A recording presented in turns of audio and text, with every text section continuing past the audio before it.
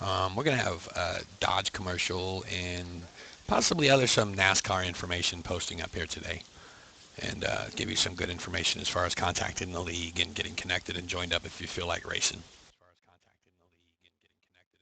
So while the group gets everything together on the track, gets the track ready for racing and qualifying, let's go ahead and take this to a commercial break real quick.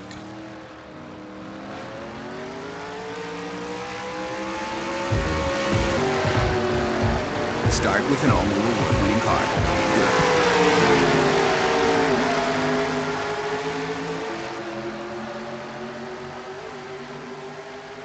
Now, find the most hardcore driver in America. That guy. Put him in it. What's this? Tell him he's about to find out. You're about to find out. Testing. I like the European chassis. 6-speed manual, dual exhaust, wide stance, clean lines. Have him floor it, spin it, punch it, drift it, put it through its paces. Is he happy? Oh yeah, he's happy. And that's how you test your car for fun. Easy.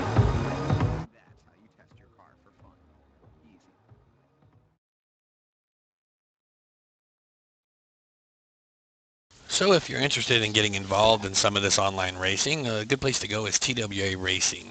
Tonight we're doing a Camping World Truck Series, and you can get information about this racing league at twa.mdfreetech.us. That's mdfreetech.us.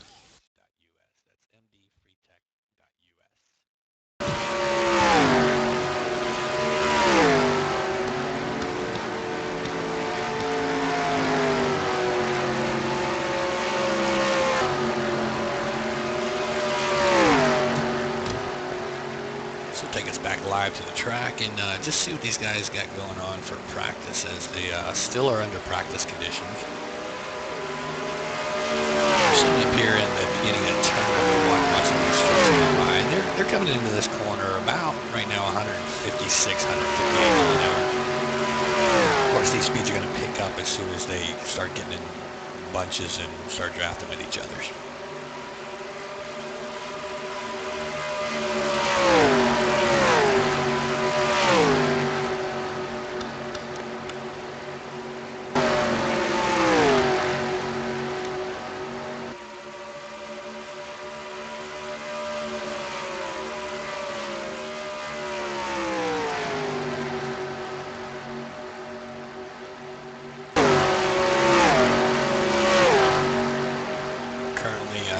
Position is going to be the number 11 of Keith McGill, currently running on the fastest lap of 31.548. He dropped back down into third. Looks like number 5 of Jim Jackson has taken over the top spot of 31.508. Basically because they just got back out of the track and they're just now getting practice laps lined up and getting these motors warmed up and the track heated up again. So you're going to see these speeds start bouncing around a lot. Now we got the number 6 of Jeff Bond sitting in second place, and 003 of Joey DeMann has taken over the top spot of 31.55.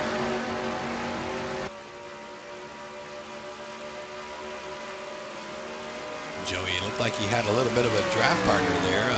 Guy in front of him just drops down into the pit area, or the pit entrance area. So he's going to be looking at fresh, clean air. It's probably going to slow him down a little bit.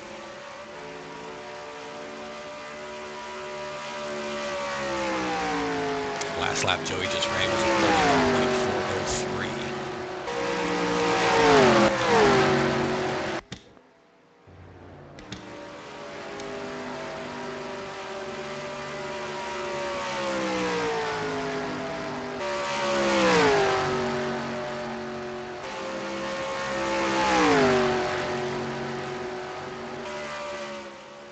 Looking at Sean Strauman now in the 59. Currently running our second fastest lap.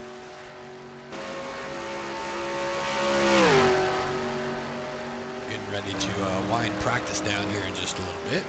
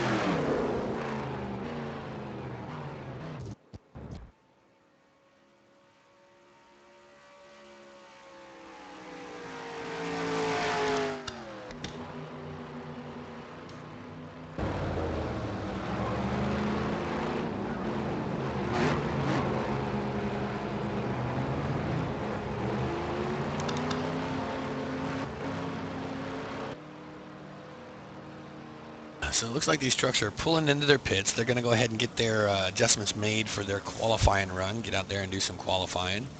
In the meantime, let's go ahead and once again look at their points and see how all this is going to pan out. Drivers, to your cars. Drivers, to your cars.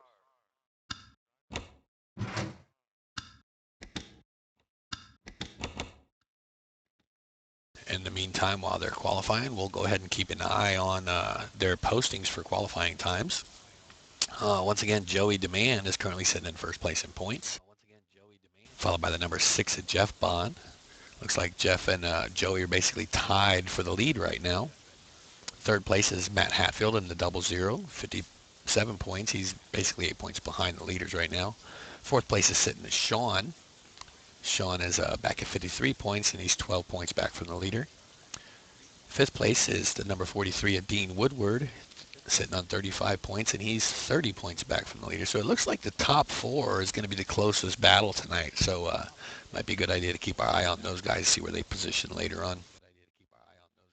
Currently sitting in 6th place is Kelly Horner. Kelly drives at number 21 usually, but Kelly has not reported to the track this week, so not sure what's going on with him. Sitting in 7th tonight, Jim Jackson. Jim will be running the number 5 tonight. 31 points. He's sitting 34 points back. Sitting in 8th place, Sean Strama. Sean's going to be running the 59 car tonight.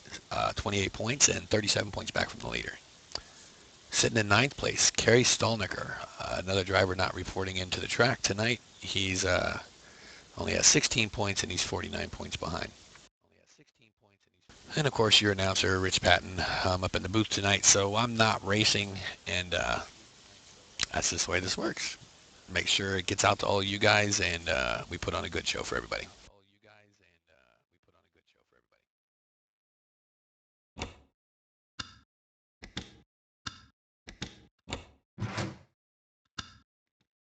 So pulling up the qualifying laps, it looks like number 5 of Jim Jackson, goes by the nickname of Stonewall, is going to be running on the top pole right now. They still got another 30-40 seconds of qualifying still, so we could see that change. We'll wait till they get done before we make the final announcement.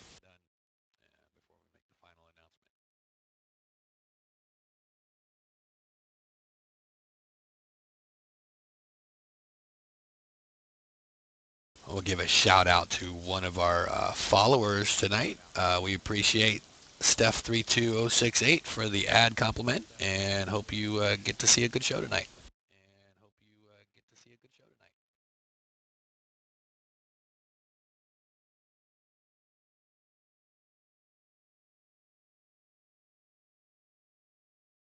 So it looks like that's going to wrap up qualifying, and your pole leader tonight is going to be the 00 of Matt Hatfield, followed by the number 5 of Jim Jackson, who goes by Stonewall.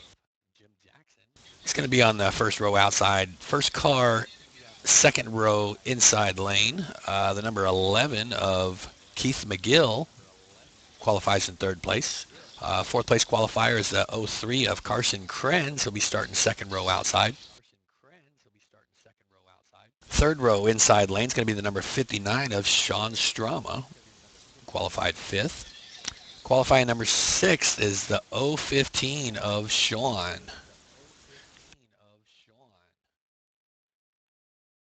He'll be starting outside 3rd row. Inside 4th row, the number 12 of Chris Peugeot. Outside 4th row, the 003 of Joey Demand. Inside, bringing up the last row is going to be the 43 of Dean Woodward and the number 6 of Jeff Bond. And that's going to be our lineup.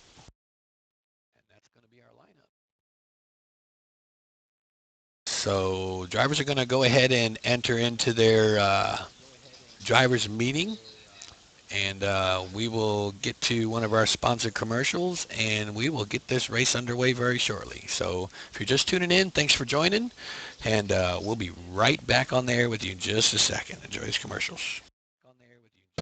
On this turn, a young man realized what he would do the rest of his life. Drivers, to On your this cars. spot, a little girl put down her dolls and picked up a race car. On this site, a weekend endeavor was transformed into a lifelong obsession. NASCAR home tracks, where a single moment can turn a day at the track into a lifetime at the track.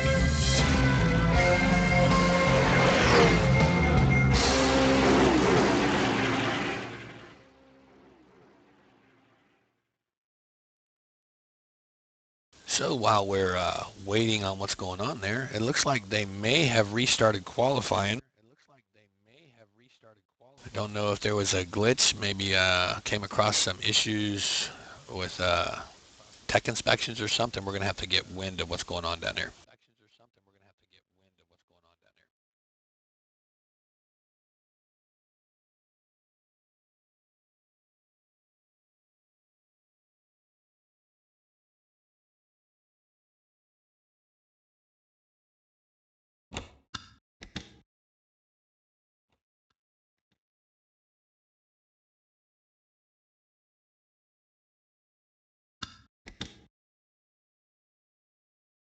And that's what they're doing. They're re-qualifying right now.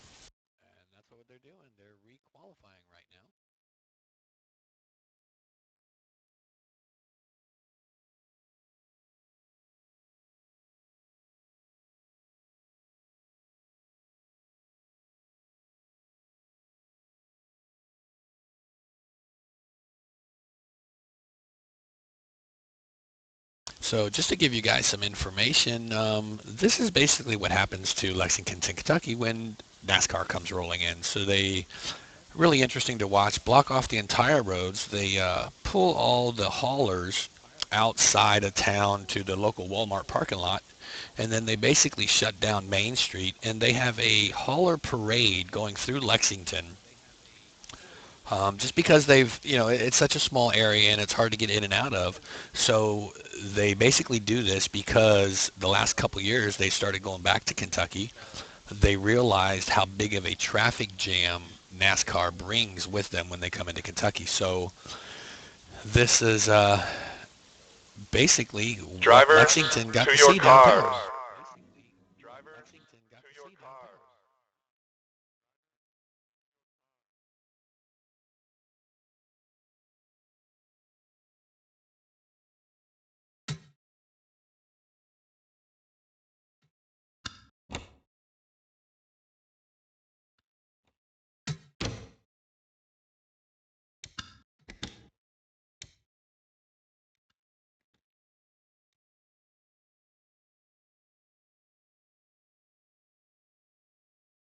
It's almost like a Christmas parade going downtown Lexington for all the NASCAR fans. Kind of interesting, I thought.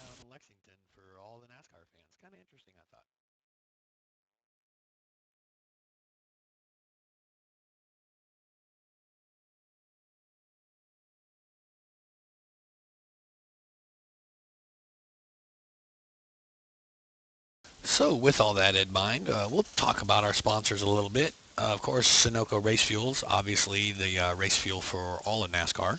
NRT Game Servers. NRT Game Servers is where most of our online racing leagues run their races. Good place to go to get different gaming servers along with online racing servers. Of course, NASCAR Hometown Tracks. And TWA's Racing Series, Camping World Truck Series, is at Kentucky Speedway tonight. And you can check out the TWA League at twa.mdfreetech.us. Good place to go to get information, join up with the league, get a good bunch of friends together, and go around these racetracks with some good, really drivers and respectful drivers.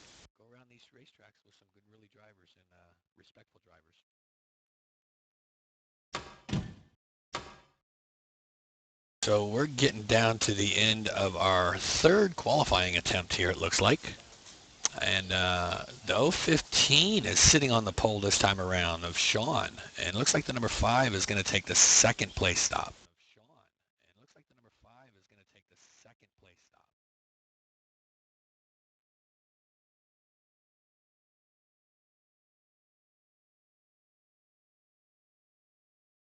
Still got a couple cars evidently doing their pace laps or their qualifying laps. There's a little bit of movement around in the standings. Looks like the 00 of Matt Hatfield's jumped up into second place right now with a 31.417.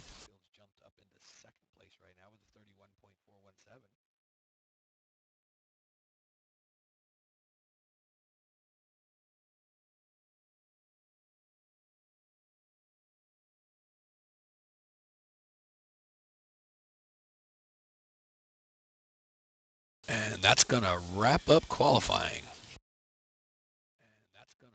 So there you have it, ladies and gentlemen, and sports fans. Sitting on the pole tonight is going to be the 015, the 015 of Sean with a 31.390. Coming in second place, outside first row is going to be the 00 of Matt Hatfield. Inside row, or inside line second row is the number 5 of Jim Jackson.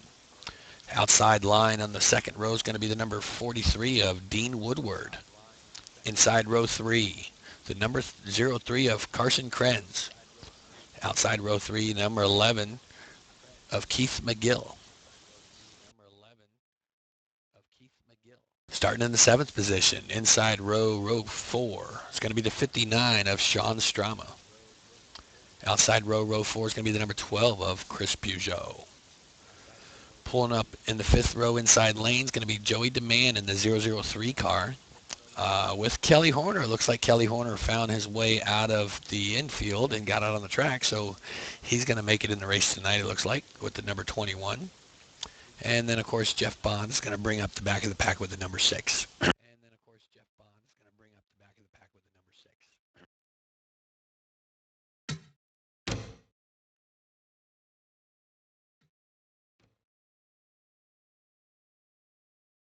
So these races are brought to you and broadcasted live by DRTV, the leader in sim racing TV.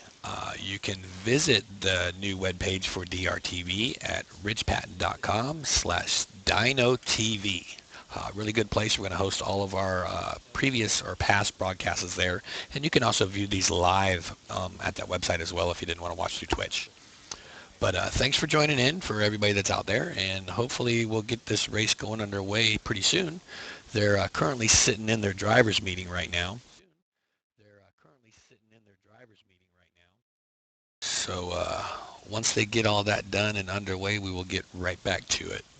In the meantime, let's go ahead and move on to a commercial. Thanks for joining us.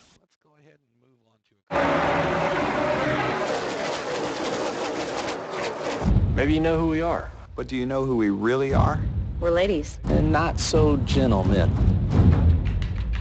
We're a mad scientist. We're outlaws turned heroes. We're part athlete Part astronaut. and all show off. We're a flash mob. We're bigger than most towns. We're everything. You never expect. Slammed into the jet drop. We're always testing the limits. And each other. We're the unknown coming at you at 200 miles per hour. We're fire. We're smoke. Nerves colliding with steel. We're the loudest party on earth. We live at the corner of mayhem and Maine. Oh no! They crossed the line, and guess who wins the race? Where anything can happen. It usually does.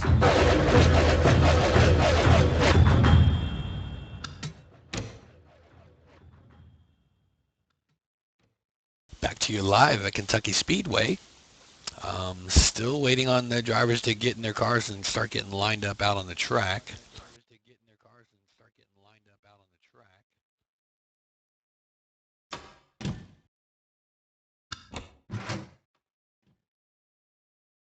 Some race information tonight. We are running 94 laps. They are running on moderate damage, so they do have the capability of destroying these cars. Hopefully they take care of them, stay in the race for the long haul, and they're there at the end. But, you know, you just never know what's going to happen in front of you, and that changes things sometimes.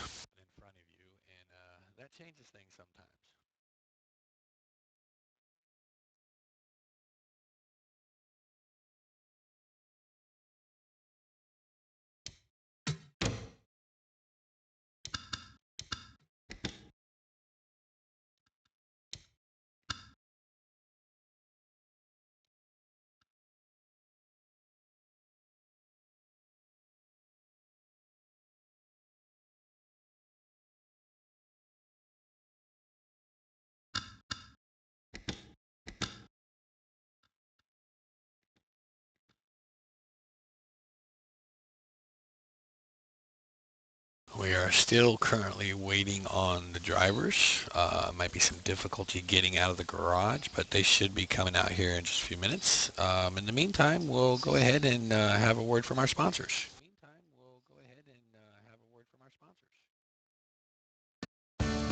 This is my living room. This is my kitchen. This is my backyard. These are my favorite clothes. This is my home. This is my home. This is my home track. My local short track is where I call home. NASCAR home tracks are where racers are made and legends are born. Visit NASCAR.com and click on NASCAR Local Racing to find a home track near you. Come home to the soul of NASCAR. Come home to the soul of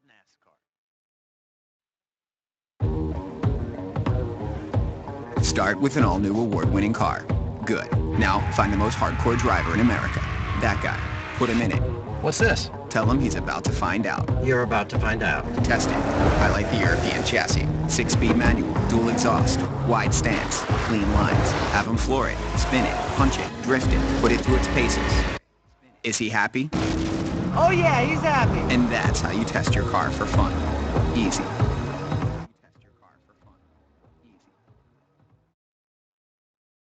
So we're back live at Kentucky Speedway, still waiting on the drivers to start getting their cars out of the garage. I think we're in for an interesting run tonight.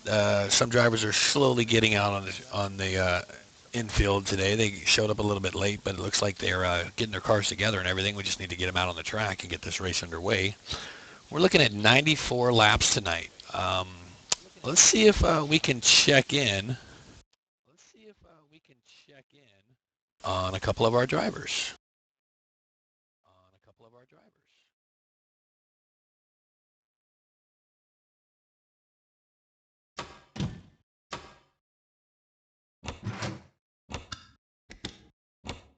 I'll see if we can't get a hold of our pole sitter and see how he's feeling about his truck.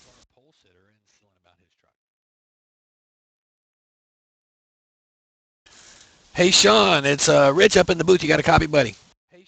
I sure do, Rich. How are you? Congratulations on that pole, man. How you feeling? Your truck pretty strong? I tell you, I've had a little trouble getting the handle on it tonight. We've making some changes, and I got a good almost a second chance at that, and I just held it wide open, and I stuck the car where I could hold it, and we came up with a good lap. 10-4. That sounds like a good plan. You think you're going to be all right if this thing goes green for a while? I'm hoping so. The Stingray Chevrolet Obuto Silverado there, she's been running good. The driver's a little bit under the weather. We're going to give it everything we got, sir. I want to thank you for the great job you've been doing. I tuned into your live broadcast on Tuesday and watched you do Eldora. All right, buddy. Thanks for coming out here. I know you like racing with this crowd. It's a good, clean crowd to race on, and they don't back down. There's plenty of competition, so I'm sure every one of them are staying up on the top of their seats, and I just wanted to congratulate you again for that pole, and hope you stay up front for a while and make them guys work a little bit behind you. I'll probably bide my time a little. Watch for me to, not push the issue too much. See if I can lead a lap early, and we'll kind of settle into a comfortable zone and hope to be there at the end. But yeah, the quality of racing here, Rich, is just incredible. Incredible. All right, buddy. It sounds good, Sean. Well, good luck to you. We're going to let you get back down there. I know you're probably busy in the garage right now trying to get everything together, so we don't want to tie you up too long. But good talking to you, and hopefully we'll get to talk to you at the end of the race when you win this thing, right? That would be great. Gonna go pull those belts tight. All right, buddy. Good luck. Well, there you have it, ladies and gentlemen, from your pole sitter. He's feeling really good about his truck. Pretty strong. We're going to keep an eye out. If they go green for a while, that kind of shakes things up a little bit. Sometimes they get concerned about fuel. Sometimes they get concerned about tires. So the longer they run green, the more interesting it gets, basically. So it looks like we have less than a minute. These cars are going to be required to get out on the track here shortly. Let's see if we can get a hold of who's our. Looks like Kelly came in a little bit late. Let's starting in the back of the pack. Let's see how he's feeling about his car tonight or his truck. Kelly Horner, Rich Patton up in the booth. You got a copy, buddy? Yeah, what's going on? Hey, we were looking for you earlier. Didn't see you anywhere. I didn't know if your hauler made it in the infield before they closed the tunnel up on you guys. But evidently, you got in on time and you were able to get into qualifying. Did you get any laps on your truck? Are you feeling comfortable, or are you still try to feel it out tonight as the race goes on? I'll be spending a lot of time in happy hour because I haven't even made a lap.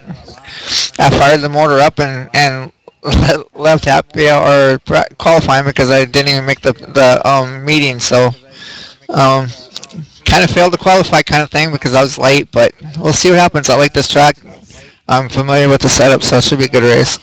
All right, buddy. Well, I hope your truck stays under you and you don't burn them tires up too quick and get a good run out of it tonight. Good luck to you, man. Drivers, to your Thanks. cars.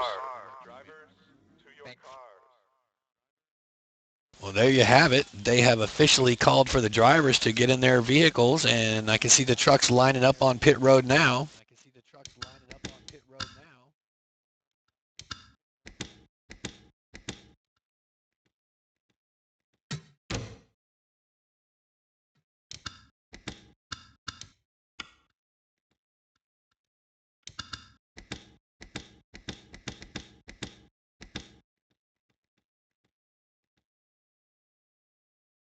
And there you have it. Our lineup is finally on grid, sitting on pit lane, getting ready to fire these engines up.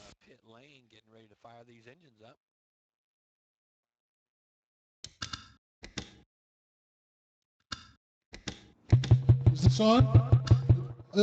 Drivers, start your engines. See if we can't get in touch with the number 3 and talk to him a little bit about his sponsor.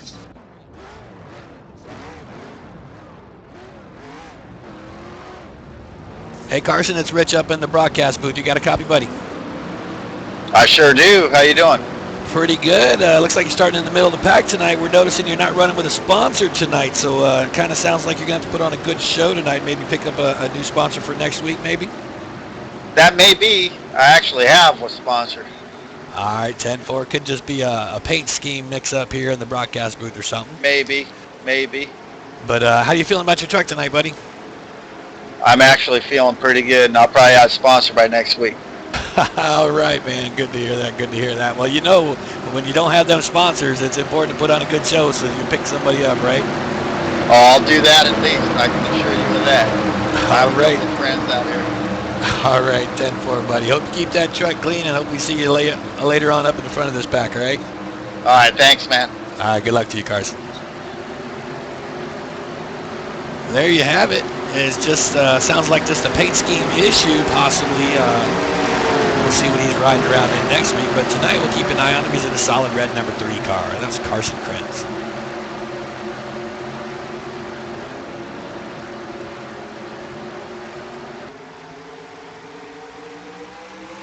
And here we go. We are now green flag racing. Go, go, go.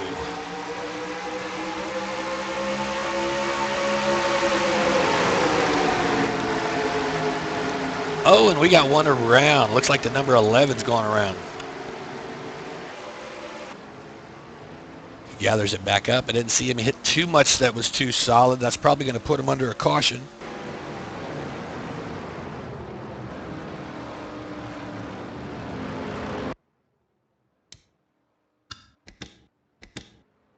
Oh, these guys are going to restart the race. So a lot of leagues, what they're basically doing is a lot of times if they don't get the first lap under green, some of these leagues will go ahead and restart the race. So that way, you know, they get a good green start and everybody gets to run fresh on a clean truck. It's kind of rough, you know, first lap around and they didn't do this and all of a sudden you got a damaged truck. And you just won't be able to keep up with these other guys and you'll slowly fade away until you finally get lapped a few times and just have a rough night. So it's good that they do this. Shows that they really care. They want everybody to race. So good job, TWA. So once again, we're going to restart this race. We get all the trucks lined up on the grid.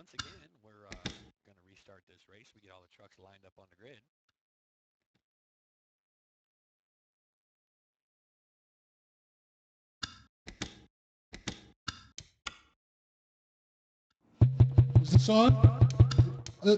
Drivers, start your engines. So we're looking at the 59 of Sean Strama. Let's see if we can get Sean on the radio.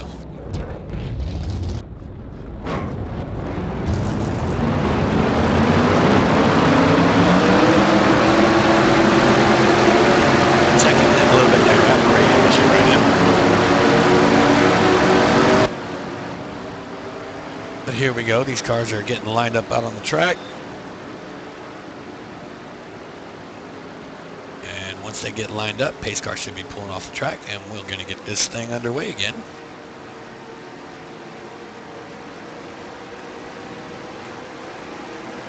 So once again, if you're just joining us, you're watching the live broadcast made by DRTV. This is the TWA Camping World Truck Series League. And they are running tonight at Kentucky Speedway in Sparta, Kentucky. Looking at 94 laps. Got about 10 or 11 trucks in the field tonight. And it's a pretty wide track. Not a lot of high banking, but it looks like it should be 2 to 3 groove racing.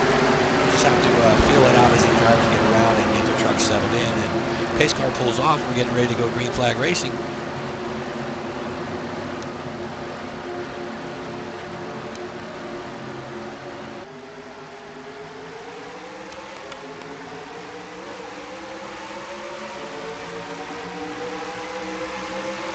And we are underway. And it looks like Sean's going to get a good jump on the bottom line. Zero Matt Hatfield comes up a little high. They come off the turn 2, going down the backstretch. Single file the first 2 cars. Still got 2 wide on back behind them.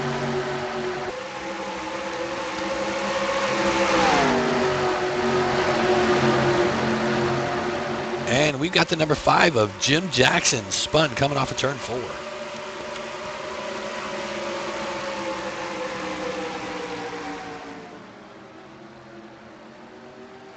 We are under caution once again.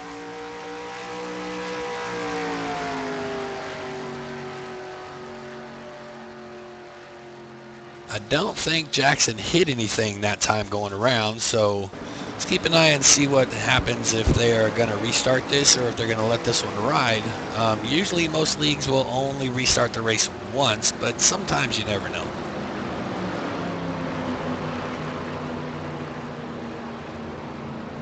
Doesn't appear like anybody's slowing down or pulling off, so they're probably going to keep running with this one, and this is just the way it's going to be now.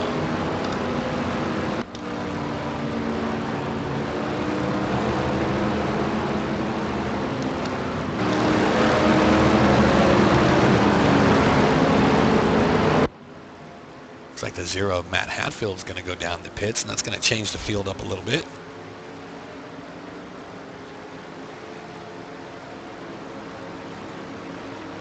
No, we're not very deep into the race, but right now your pole leader is still sitting on the fastest lap. We got 3 laps under our belt so far.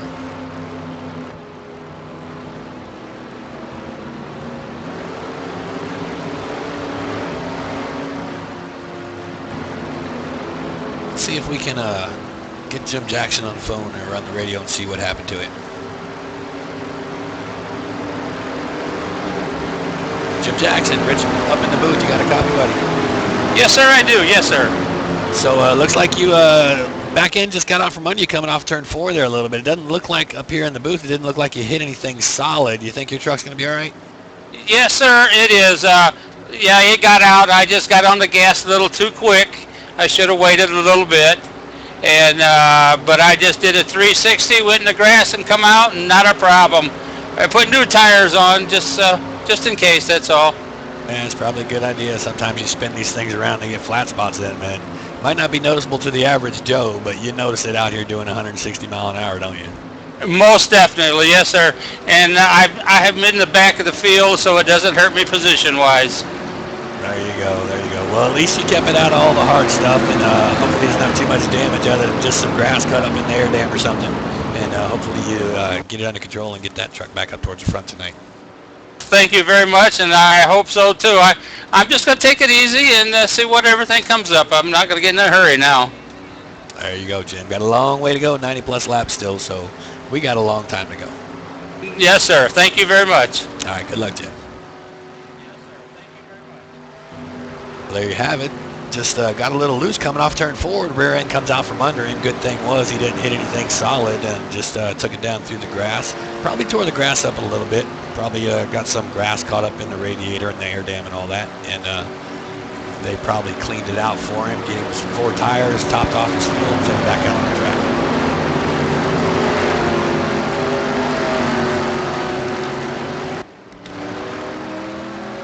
Joey DeMann come in for a pit. Jeff Bond's pulling out of the pits. Looks like we had quite a few cars going in and out of the pits. Chris Peugeot there we're looking at. And also the 59 of Sean Strama. They're both coming out of the pits.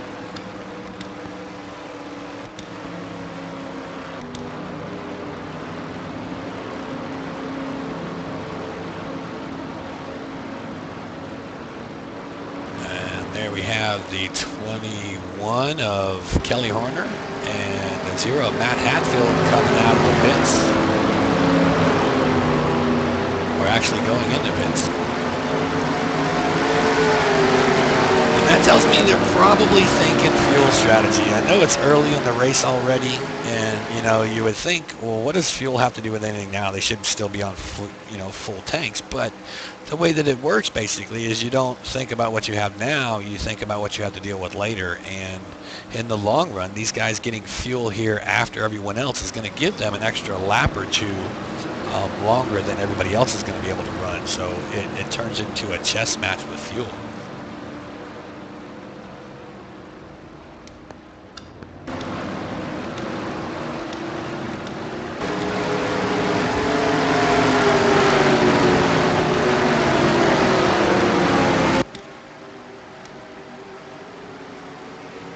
So as these guys come off of pit road, get all lined up on the backstretch, pace lights, or the lights are out on the pace car, should be pulling into the pits coming out of turn 4, and we should be taking the green flag the next time by the flag stand.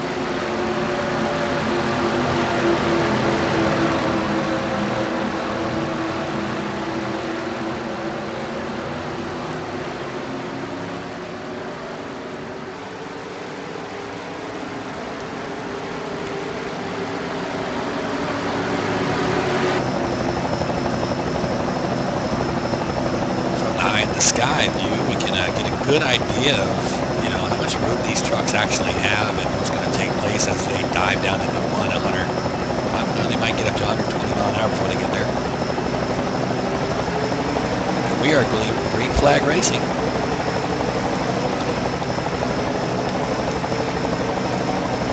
Looking at the top 3, looks like he pulled away. Oh, and it looks like the third place car there is let off a little. They might have got a little loose or something. Had to rethink that, and it looks like he just went around.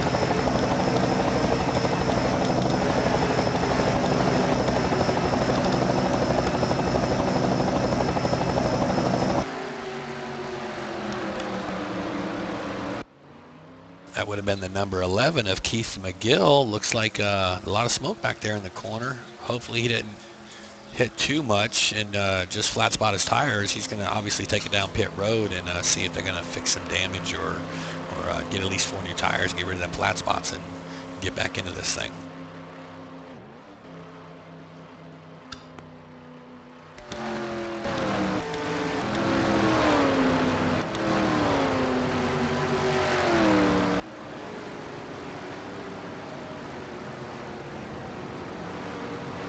So once again, we are under caution.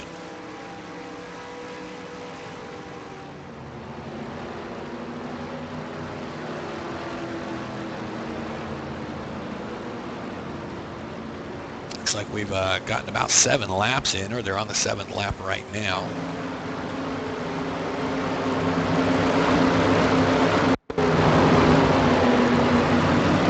So while we're under this caution, we let them gather everything up. Let's go ahead and take this to a commercial break, and I want to welcome everybody for checking in with us, and we'll be right back with you live.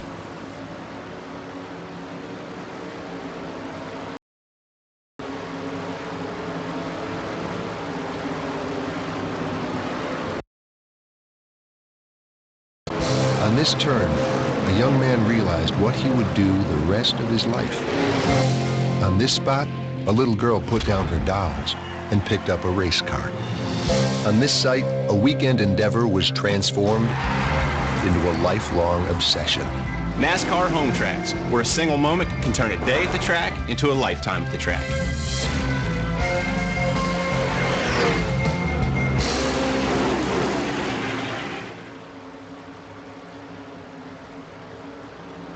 So here we are back live at Kentucky Speedway. Currently the 015 of Sean is sitting on the pole. We still have some cars going in for pits. They maybe either trying to top off their fuel and play the fuel strategy game, or maybe possibly some damage that they're going to have to do.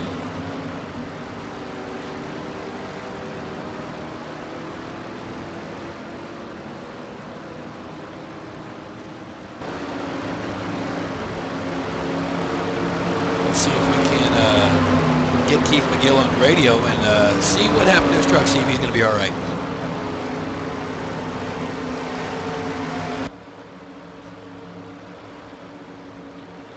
Hey Keith, Rich Patton up in the booth. You got a copy, buddy? Absolutely, Rich. What's up? So how's it going out there? A little slow start tonight, and looks like your truck got a little loose on you or something there. Can you tell us what happened to you?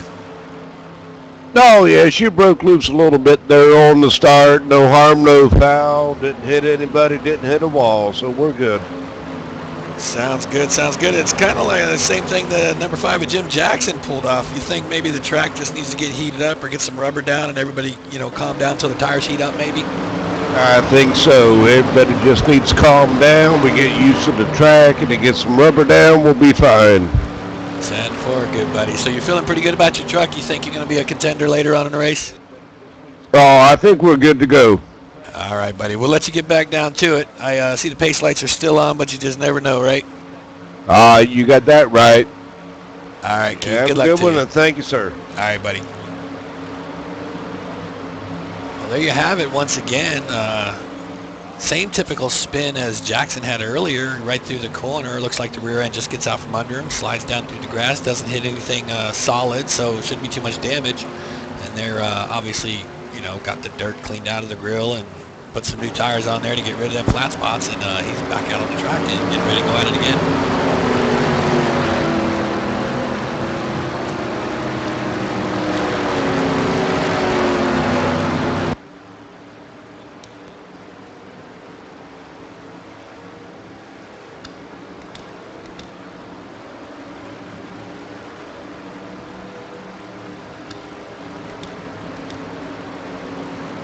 So currently right now, a pretty good mover looks like the number 12 of Chris Peugeot started out in, looks like 8th place, moved himself up into 4th place. Probably has a lot to do with the pit stops. Everybody's shifting positions around a lot right now. So once they get ready to take this thing green again, then we'll just go ahead and recheck on our standings and see where everybody's looking at so far.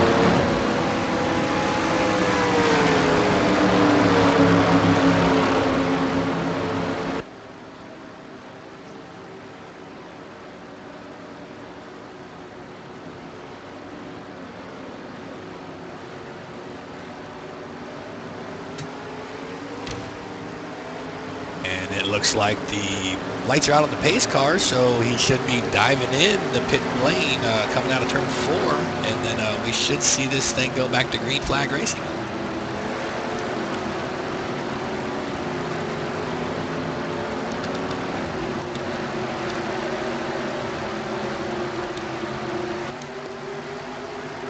Pace car pulls off, heads down pits road. Looks like the 15 of Sean is going to take us to the green. And we are green flag racing.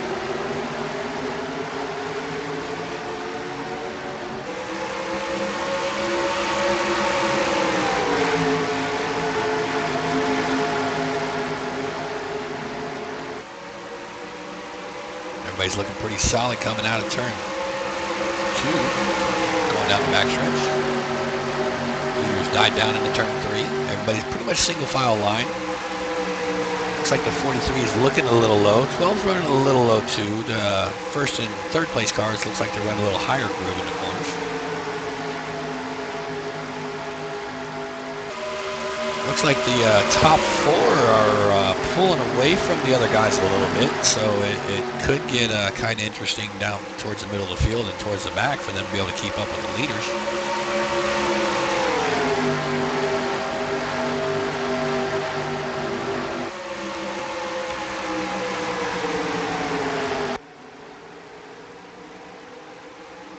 As we sit up here in turn 1, we should be able to do a crank it up as these trucks come flying by us. Here it comes. Hang on.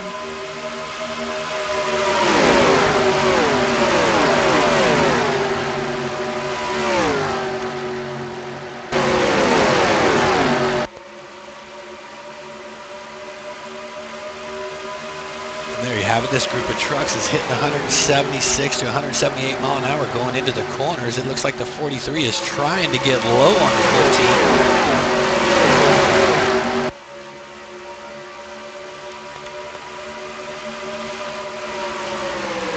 And he doesn't have enough to get around him, so he drops back in behind him. And there he goes again, looking for the low side. It looks like Sean likes that high line. They get such a good run coming off of them corners. He just walks away from Dean. Dean's going to try it again.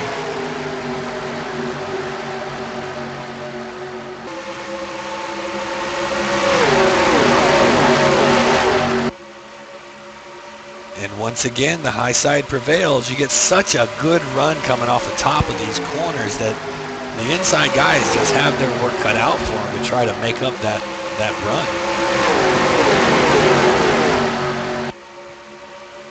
This is definitely going to make for some good racing later on in the race once these tires start getting worn out and people start watching how they're entering these corners. It looks like a majority of the field is taking the lower line, trying to make that work.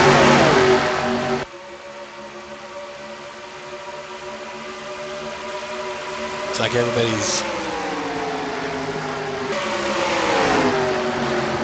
jockeying around a little bit.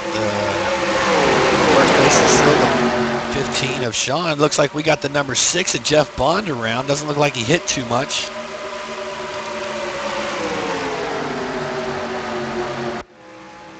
He gathers it back up, gets underway. That's going to bring us to caution. And I'm sure these cars are going to be heading in the pits to make sure they're topping off fuel again. It's a big fuel strategy game tonight.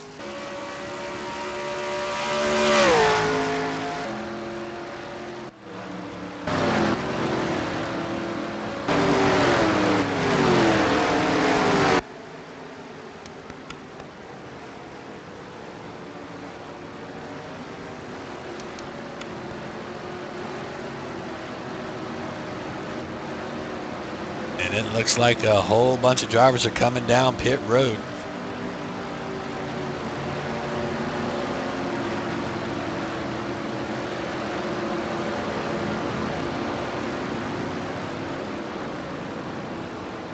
So it looks like the 15, the 03. 43 staying on the track.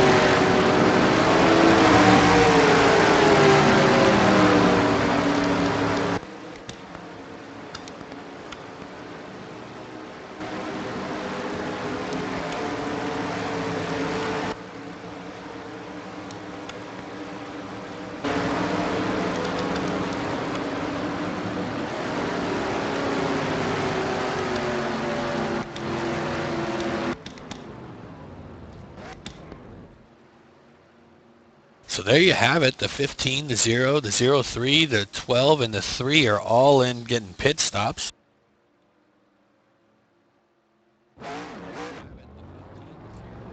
Looks like the 15 heads out, 4 tires. Looks like everybody grabbed 4 tires and they're underway again.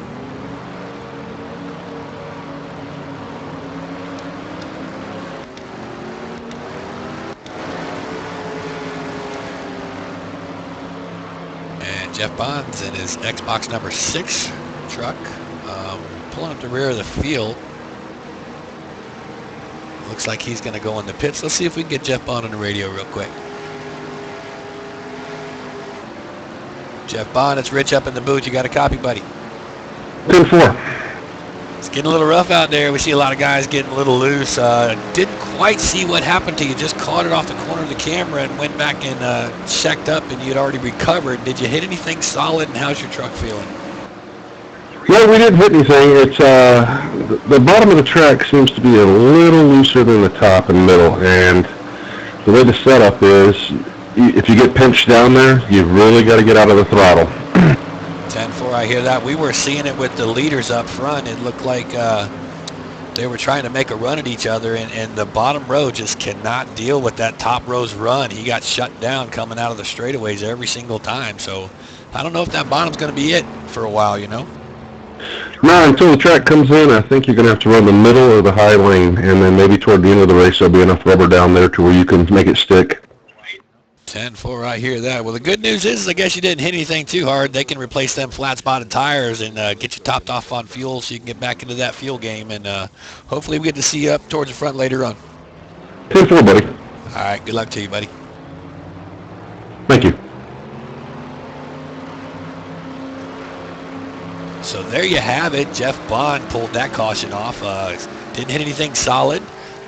Truck seems to be in one good piece still, and it's got new shoes, and he's getting back out on the track to catch up with the pack. Just for all you guys that are watching us live, we had just had a celebrity join us in the booth here today.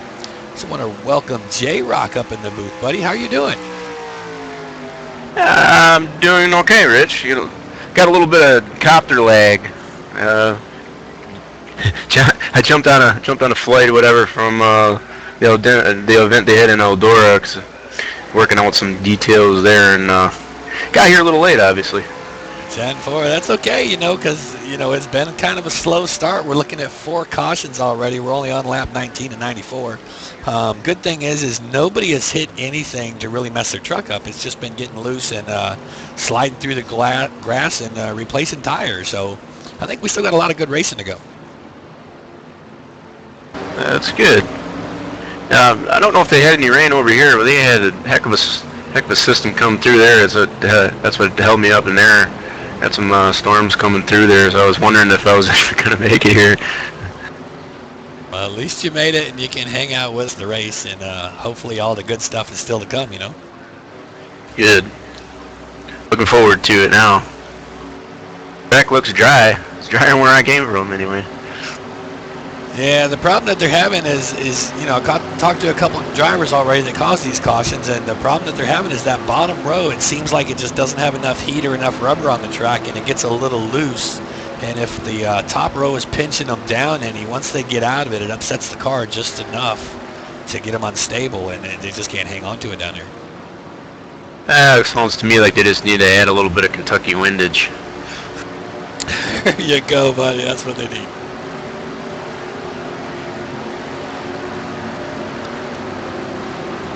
So we showed a little bit earlier, J-Rock, since you're a little late, you missed it, but we showed a little bit of the NASCAR haulers coming down. It looks like we're going green flag here. We'll get through this lap, and then we'll get back to chat.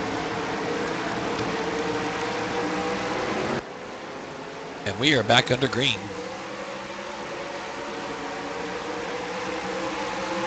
And it looks like we got a new race leader after those pit cycles happened. The 43 is sitting up front right now. That's Dean Woodward.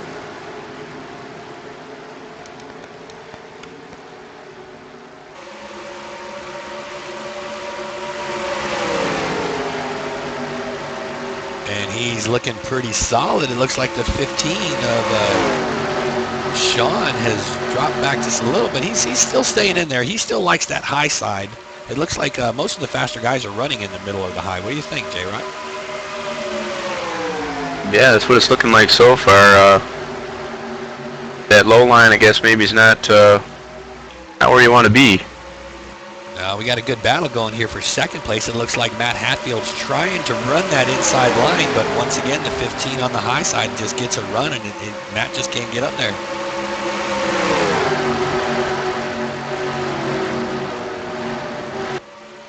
Here we go.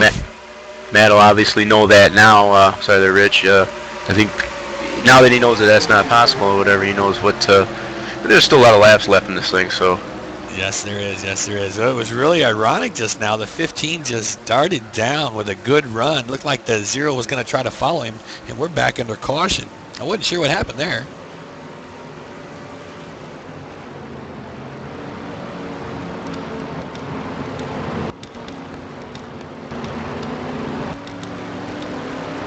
Looks like that might have been the 12 of Chris Peugeot. He seems to be pulling up the field. He's pretty far back. And he's taking it into pits.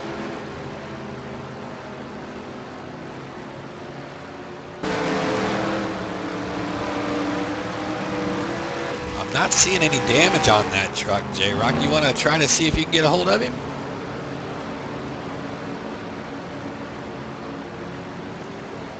Yes.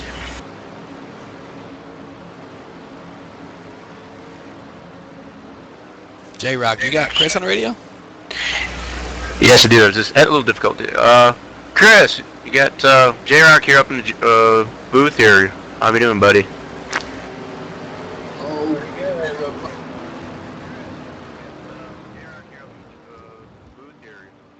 Well, we saw you had a little bit of trouble in the truck there. I guess is everything all right? Yeah, let's see.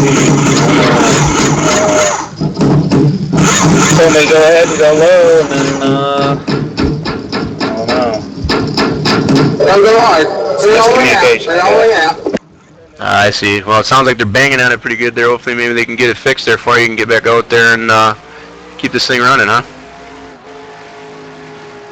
We'll do the best we can. I think we got it repaired pretty good, so let's see. All right, there, buddy. Well, we'll let you get back to work there. I'll let you ride this caution out. So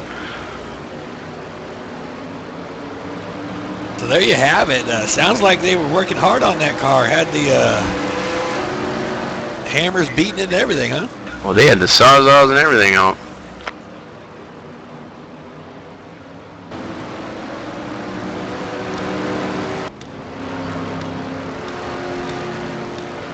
Looks like a good percentage of our drivers are coming back through the pits again.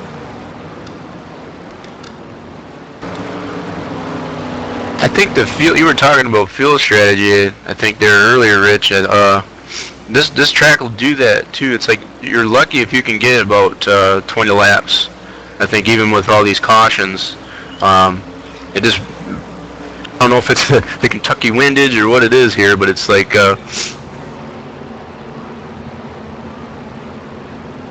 Most definitely. you know, so even if you put that into perspective, I guess if you've got like every 20 laps or so, this was like a 90-some lap event, you're gonna pit at least 3 times.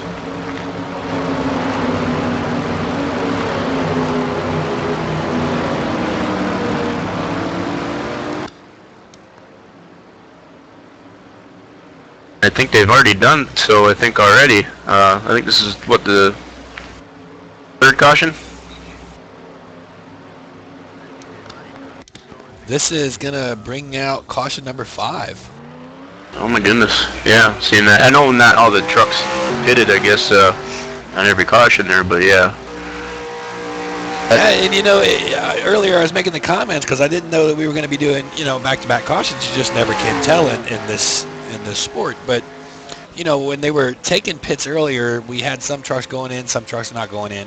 And my whole theory and thinking, and I'm pretty sure that's the way they look at it, is, you know, if they can get in there and get a pit and top off their fuel, that's going to give them at least 1 or 2 more laps on top of whoever, you know, pitted just before them. So they always try to wait till the last lap to get topped off. Just like right now, we see the number 12 diving back down in the pits again. Yep.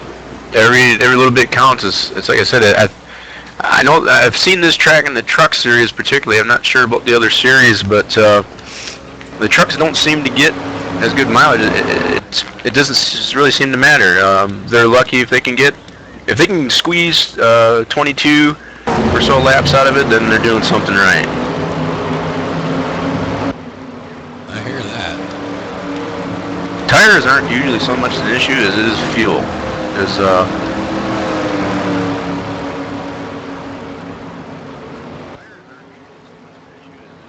About the only reason you end up having to change tires is if you spin it. Right? Get them flat spots on it.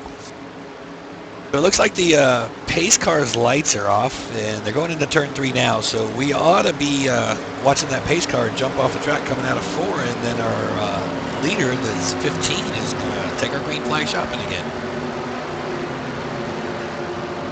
Green flag shopping, did you catch that? Shopping. Yeah, that was a good one. I like that. Is that like the blue light special? Yeah, it's like a blue light special. Yeah, we got Kentucky windage, blue light specials. Hey. Hey, we're in Kentucky, we can get away with stuff, right? Oh yeah. In the hills of Kentucky. Isn't that where Jack Daniels created? I believe that was Tennessee. Oh, okay, Tennessee, that's right. Yeah, we're pretty close, though. We're back green flag racing. 15 jumps out front.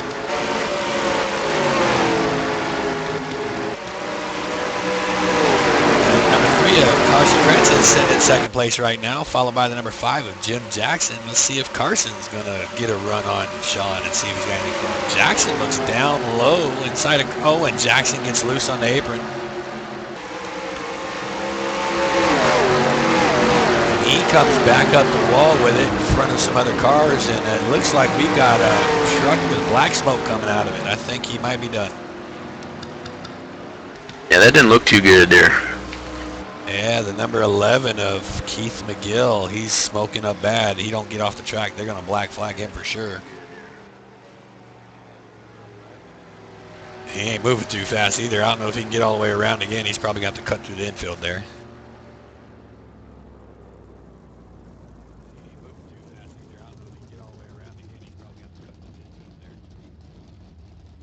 Yeah, he's taking that access path there. Yeah, and it looks like he's out of power. That motor must have stopped on him. He's stuck. He's going to have to get a record truck. Now, you know, we saw him once before, his truck or car, I forget what series we were running with him at, but he had it smoking twice and they fixed it. So miracles can happen with him, I guess. Yeah, I think that was at Texas there, if I can remember right. Yeah, he got her smoking twice. He had a bent roof and all that good stuff on it. Yeah, I think you're right. He's got that bent roof going on again now. He must be trying to tell NASCAR or whatever they need to change their template. It could be. It looks like he's pulled it in the garage. I don't think they're going to fix it this time.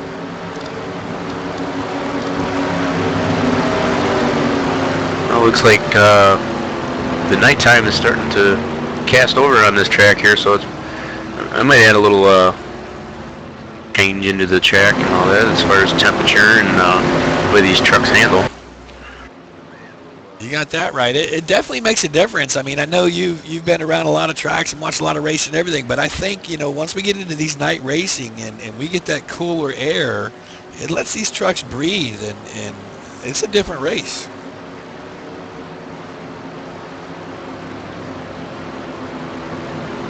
Looks like our leader is the 15 once again, followed by the 3 of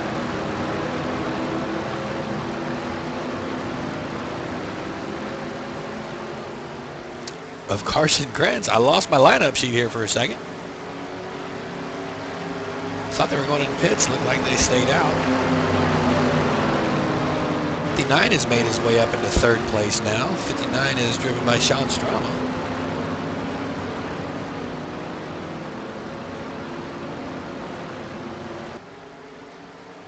So the lights are still going on the truck. We're probably going to get at least another lap. Let's see if we can't get Keith on the radio and find out what happened down there. I know he probably didn't cause it, but he looked like he got the worst of it, right? It looked like it. Hey, Keith, Rich, and J-Rock up here in the broadcast booth. You got a copy, buddy? Yes, sir, gentlemen. Hey, I don't know if J-Rock saw the whole thing. I just caught the end of it, and it looks like you weren't the cause of it, but you seem to get the worst of it. It looks like your truck's done. Yep, we're done. Blew the engine. Yeah, I see Jim's spin up ahead, and looked like he was going to stay down on the bottom, and I went high, and all of a sudden, up the track he came, and it was all over. I hear that, man. I hear that. He was doing the best he could do, man. The guy's a good driver. I got all the respect for him. But just one of them racing deals. Yeah, and you know, I mean, you've probably been in that situation before. Once you get on that apron, it's not easy to keep that truck down there because you hit it doing 150 plus mile an hour, and that truck just wants to carry the momentum right out to the wall. Yeah, oh yeah, absolutely, yeah. You know, that bottom's a fast line, but it's a fine hair right down there. 10-4, I hear that. Well, at least everything seems to be all right with you. I know you're probably going to be messed up for this race, but you should have it back together and ready to go by next week, right? Oh, absolutely. We'll put her back on the trailer and take her back to the shop, and she'll be ready to go next week. All right. right, sounds good, Keith. You want to give everybody a shout out while you're still up here? Oh, well, just my team TWA. If it wasn't for them, I wouldn't be here today. And looks like we got some good racing. Shout out to you guys here for broadcasting this. You're doing a great job, guys, and keep it up. Thank you. All right, thanks, Keith. Have a good one, buddy. All right, good night now. Well, there you have it, J-Rock. It's just wrong place, wrong time, right? Yeah, that's what it sounds like, and sometimes that's what happens. It all depending on how Jackson's truck there, I guess, how much it broke, to make it go, I guess, back up into the track like that, because it seemed like he had it under control on the apron there, but it's not apparent in this case. I hear that. Well, I'd seen these trucks go coming back into the pits here, because they must have had that extra lap of caution there for some reason. That's why I was monitoring, I guess, what's going on. Yeah, I think they're playing a fuel game. I think that's why they're continuously going back in there, wanting to make sure they got every ounce of fuel they can for green flag running. Yeah, and I know I mentioned that before too, and it's just, yeah, it seems like all these teams are getting as much as they can get their money's worth on their fuel. Cause it's just, because it is, this track is just, it's very, it's just like that. You're lucky if you can get 20 miles, or if you can get a little bit more, that's even better. But there you go. As the cameras flicker in the stands, the green flag drops, and we were back green flag racing. It looks like the 15s. Oh, it's the 43. The 43's up front, followed by the 3 of Joey Demand. So Dean Woodward's out in front. Looks like he scraped the wall just a little bit, but he's got a couple car lengths on Joey. yeah, it looks like Dean there in the 43. I think like he just got, he took advantage, I guess, of the 3's demise. He just kind of just, see ya. Right, the 3's taking him on the trial there. It looks like he got a good clean pass, and he goes into turn 1. It looks like he should come out well ahead, but that top line gets a good run. This will be close. Joey slides up and shuts the door on him. Looks like Dean's had enough of that. Dean's going back on the low side. It's what you call the crossover. And Joey's taking advantage of that high side run. He just made a couple car links up on that. That bottom is tough to pass on. That high line, I think, is that's your dominant line right now. That low line, it's good. It's okay to run on, but you're not going to pass that way. That's what they've been proving so far tonight. Well, I know at least Joey Demand did there, but. Yeah, but I think Joey had a good run coming off the corner, and that's what was able to get him around Dean going through the front stretch, That's for sure. Joey's got himself a lead. Yeah, but it's tough, I mean, this is a decent-sized track, and sometimes you get too far away from the pack, that bites you as much as it helps you, Oh, because you get all those. There is a draft here too. Just like a lot of these tracks, you don't really think about that so much. Like Daytona and such like that. But these tracks do have a draft. If you get 2 or 3 trucks together, you got one truck by itself. Those 2 or 3 trucks are going to catch up to him.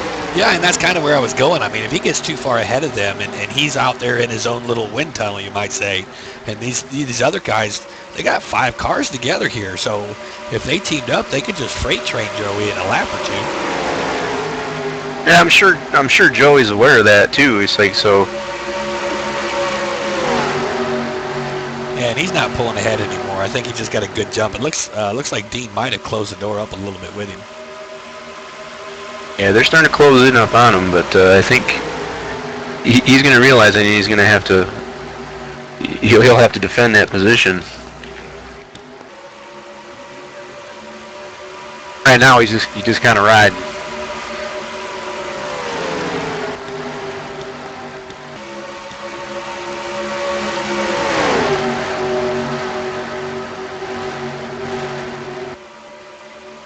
Looks like the 15s weeble wobbling behind the zero of Matt, I think he's wanting to get around him. He might have had a little bit of a run there, but he backs off and he takes that corner a little high this time, loses a lot of ground. Here we go with Matt. He's going to take the run on the high side and try to pass Dean on the outside going down the backstretch. Forces Dean to be down on the inside where he's going to lose that run, and Matt takes a position away from him. And there's a true definition there of how that high line's working the best as far as passing goes. Most definitely. That 15 jumped on the Matt train and got around Dean also. So Dean's slowly fading back. He needs to get it regrouped together and get back in that line again.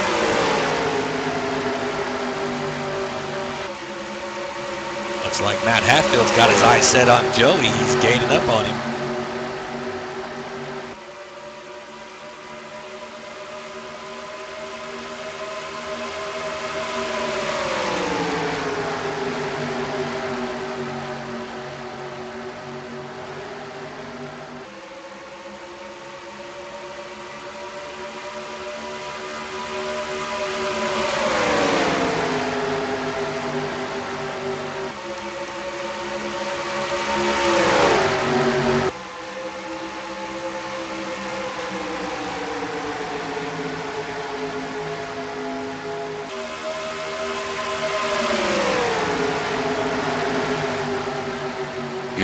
Man, he's really sniffing there. You can smell that exhaust coming off the 3 truck.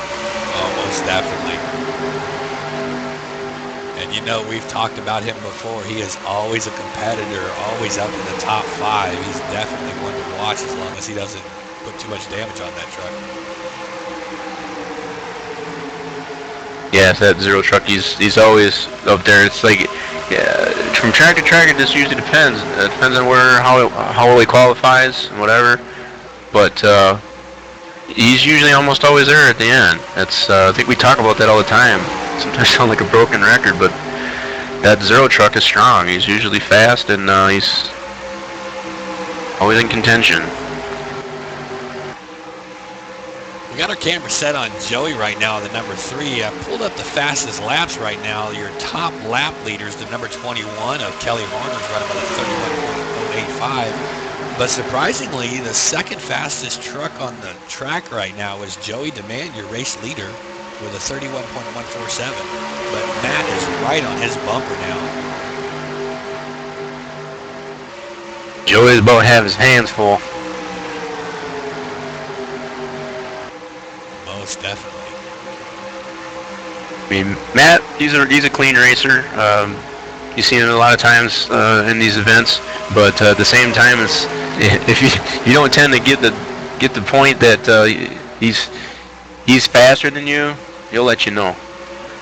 Well, you know, he's got this aura around him or something that you might not think you're a mirror driver. And what I mean by mirror driver is constantly watching the guys behind you so the race fans understand what we're talking about. But you might think you're not a mirror driver, but he is the kind of driver that turns you into a mirror driver because he puts so much pressure on you. As you can see right now, he's taking Joey on the front stretch. He's just not backing down. Joey, he doesn't give Joey any room to slip up at all. If he does, he's right there.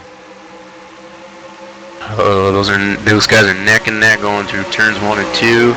Joey's taking advantage of that high side run and staying up there side by side with him. Matt doesn't have any drafting help down there. Yeah, these two keep racing like they do, the rest of that pack is going to catch up to them. Looked like Matt slipped up a little bit, had to let out of it coming off the corner. They were neck and neck all the way around this track. Joey gets a little bit of an advantage.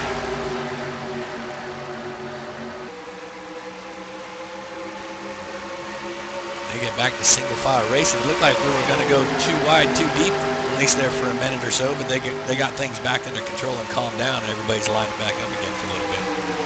Probably going to gather it up, regroup, and try to make another attempt a little later. Yeah. I think that low line, Matt tried to do that on the low line. We've seen that. That's not the best place to be to try to make a pass. But you were talking about that mirror driving. I think Matt was probably realizing it's like, man, I either need to pass him or I need to cut off because these guys are going to catch us. Yeah, and that they were. And you know, another thing is when he's driving it that hard, he's using more fuel. He's going up against an air dam basically out there, and he's making his tires get hotter. So he's got to watch his equipment too. Yep. I'm sure he's got that running through his mind as well.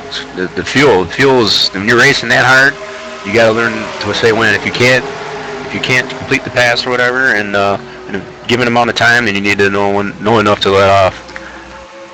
Most definitely.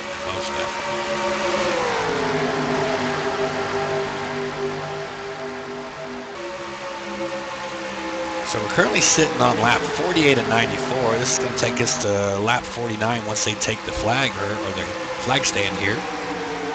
5 cautions so far in the race. Looks like we've only had 2 cars drop off. That's the number 11 and the number 5. Both of them pretty much broke their cars or their trucks.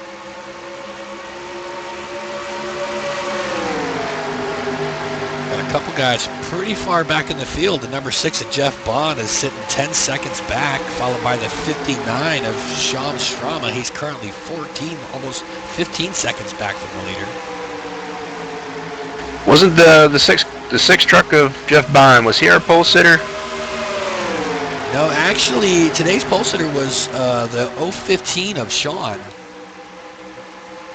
Okay, I guess I had missed it. The misdirection there a little bit. Yeah, they got mixed up kind of a little bit earlier doing qualifying. I think they had a couple drivers that were late for the drivers meeting and all that good stuff. So they basically went through preparations for qualifying, I think 3 times before they finally got a qualifications done. Looks like Matt's taking the inside on the front stretch. He's trying to make it work here on the bottom. And here he goes, side by side, getting in the corner. He's stuck down low. Joey's got that advantage up top.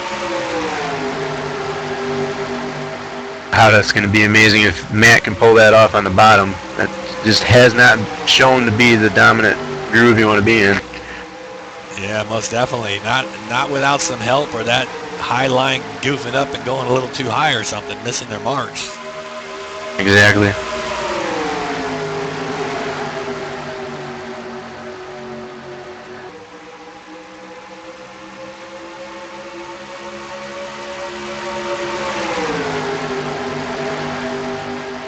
A lot of pressure going on, and we have cameras and all. Oh no, it looks like Joey just turns around, puts it in the wall. We're going to be under caution for sure now. Oh my goodness, I'm wondering if did the Zero get in contact with it? Did he tag him there? Couldn't really tell. I'm not really sure. Let's back this up just a second and see what happened there. Did the Zero get in contact with it? Did he tag him there? Couldn't really tell. Not really sure. Let's back this up just a second and see what happened there. Let's follow the 15, it looks like, who's in 3rd place there.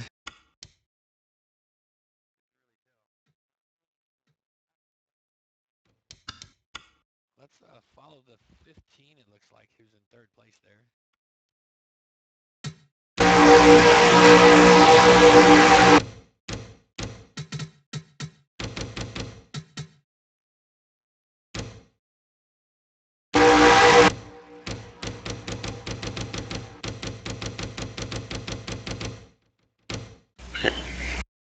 Yeah, so we're watching in slow motion. They were really close. I don't know that they actually touched, but if they didn't touch, you probably couldn't put a piece of paper between them. It doesn't look like either car really, boggled to change their positions. It could have even been that just that air cushion that's usually there. It's like that side by side, with the wind breaking off the nose of the 3. Might have just disturbed him just enough. Yeah, very well could be. Hopefully he didn't get too much damage and he gets that truck repaired and gets back up there. He's been a pretty dominant force for a while now. Let's see, once he gets out of the pits, you want to try to get him on the radio. A lot of confusion going on in the pits all the time. It's really hard to talk to him right when they're on pit road. They have cars coming in, going out, and all that good stuff. Well, I'm sure he's chattering with his crew chief right now and be like, okay, what do we got to do? What needs to be fixed? There he goes. He is underway coming down pit road now.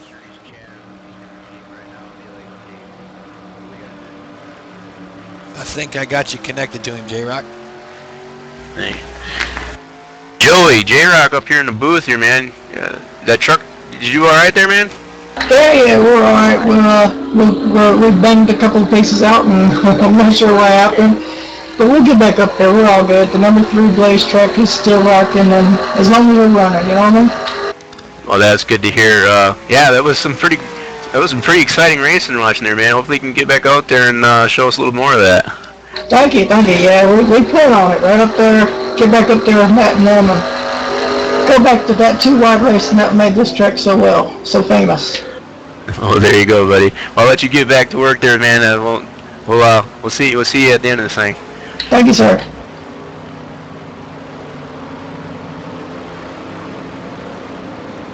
So what do you think, J-Rock? Did you feel out of that conversation he thinks he's all right, or is he hoping?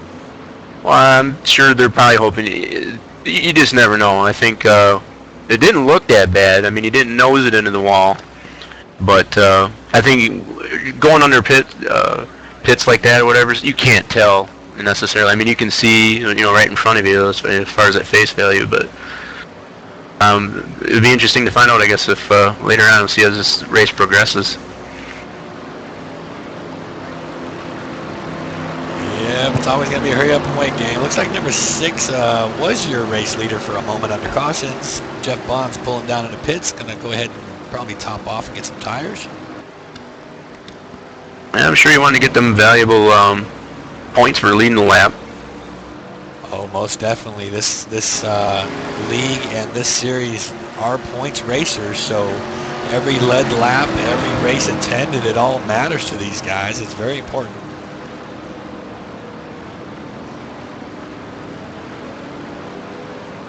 Boy, it's interesting how the fans in the stands, cameras are just going crazy, right? Trying to get good pictures of all these trucks for their families and friends back home.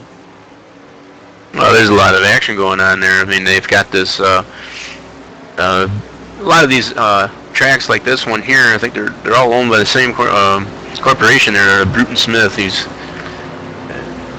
reconfigured a lot of this stuff to make it more fan-friendly, so it's like you've got the pits are a lot closer to the stands there, so they can see a lot more of the action, and so on and so forth. So it's like, yeah, there's a lot to be taken in, I guess, with pictures and all.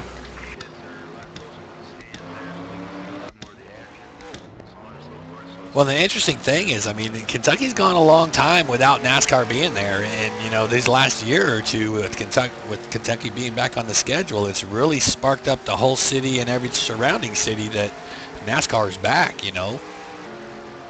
Yeah, predominantly for this track, it was only trucks running here. Much the same way, I guess, as Texas only had one race date. Now it's to the point where they've now got I think all the series here now. I think they got the Nationwide and the Cup Series comes here next month. I hear that. The poor town is not going to know what happened when 100,000 people just all come to one block in the city, right? Yeah, it's definitely helped a lot of the local businesses, even just venues within the near vicinity of this track too. Most definitely, and we were back under green flag racing. Looks like the 15's back out on point.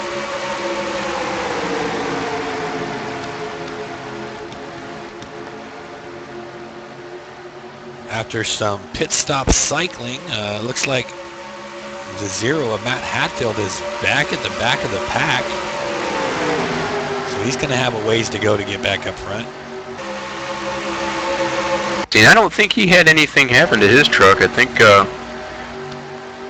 he might have come in an extra time, maybe at the end of that cycle of pit stops, just to make sure he got every ounce of fuel he could possibly get in there. Yeah, most definitely, and he's one that will do that. I mean, every drop will count to him. If they're ready to go green and everybody's already pitted, and he thinks he can get in there and get out and catch back up, he's darn sure going to do it. And that might make all the difference at the end of this thing. Those other trucks will need to pit, and he'll be able to stay out.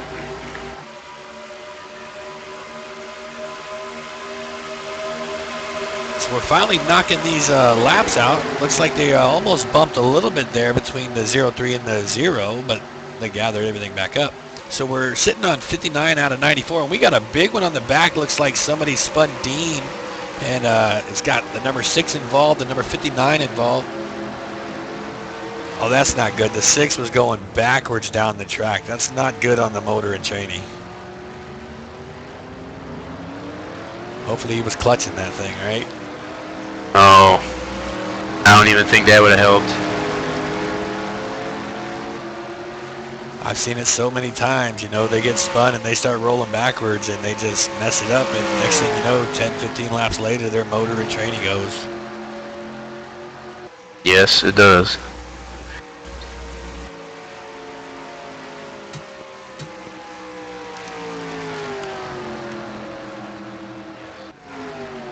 So let's see if we can take this to commercial break real quick, and we'll go back and investigate that accident and see what happened with these guys.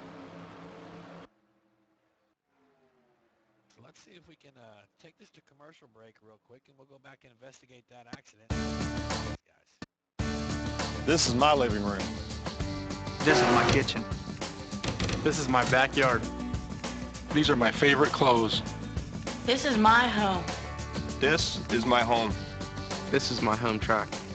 My local short track is where I call home. NASCAR home tracks are where racers are made and legends are born. Visit NASCAR.com and click on NASCAR Local Racing to find a home track near you. Come home to the soul of NASCAR. So we're back from a commercial, and we've got it right where this accident's about ready to start. We'll go slow motion and see what exactly happened here. So we're back from a commercial, and we've got it right where this accident's about ready to start. We'll go slow motion. It looks like it was a solo spin from Dean. He caught the left front corner down on the apron and just got it sideways, and it looks like he just came right up the crowd. It looks like a solo spin from Dean. Probably almost the same type of thing that happened to Jackson in the 5 truck, I think, earlier, where he tried to stay low and out of the way, and it just kind of shoots right back up the track. Yeah, it looks like the 43 of Dean got it sideways, went right up into the wall. Luckily, he didn't hit anybody crossing the track, but once he bounced off the wall, it looks like he caught the number 6 of Bond, and then it looked like Bond went down and got forced into the 59, and basically it looks like just those 3 trucks are involved, so I don't know how bad they're going to be.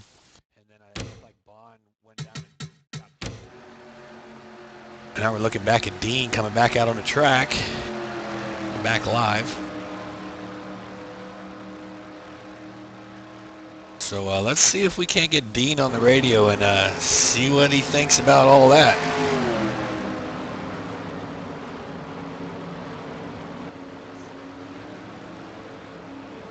Hey Dean, it's J-Rock and Rich up in the booth. You got a copy, buddy? Yeah, Rich, I got you. Hey, we went back and watched that little incident. Looked like you kind of caught the apron a little bit and it just got out from under you. Is that about what happened? Yeah, I think so. It's pretty slick down there.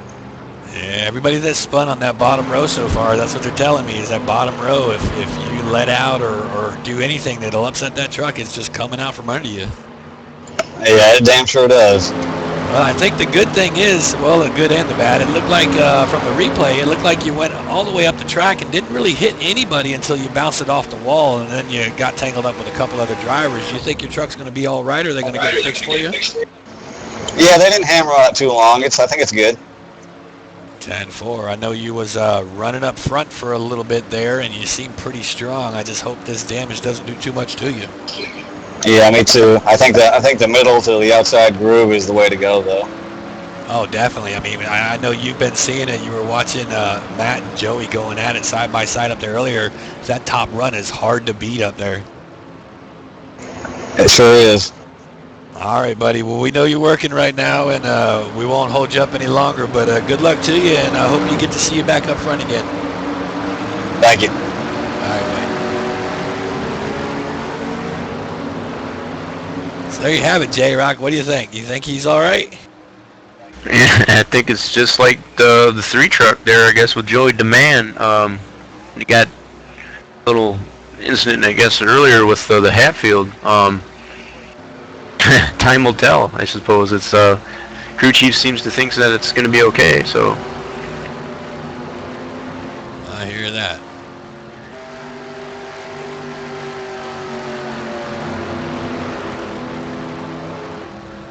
You know, looking at it, the truck going by from up here in the booth, it looks like it's got all its fenders and stuff still on it.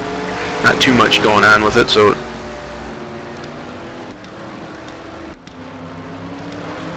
Yeah, most definitely. Not too many of these trucks look like they've been roughed up too bad at all. So, you know, physically wise or visually wise, it doesn't look like it's been that bad of a night for most of these guys. Yeah, we haven't had any incidents of blown motors or anything yet. I think we only got the 2 trucks, I think, that are expired. Yeah, just the 11 and the 5 right now. The 11 popped his motor or something, but I think that was primarily because he got in that accident. His truck was all bent out of shape, and then Jackson, I think he was involved in that same one that took him out. And those are obviously 2 trucks that have gotten together simultaneously. So the pace car's in. Joey DeMand's up on the front, and he takes the green flag. We are back underway. So here you have it, the 2 cars we were talking about just a minute ago, the number 3 and the 43, both up front. Looks like Dean goes a lot higher in that corner than he wanted to. That's going to give Joey a good jump. But Dean's got that run on the top side, and he's going to try to take Joey going into 3. Oh, and Joey comes down and forces Dean to stay down there. Dean's got to let off of it and drop back a position. There's no way he could have stayed on it with Joey coming down on him.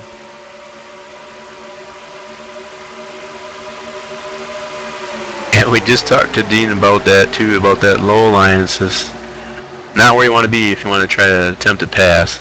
Isn't that funny? I mean, when you're out there, you don't think like that though, right? I mean, you're driving and you see something and you just react and you go, and you don't think, well, was that the logical move or not, you know?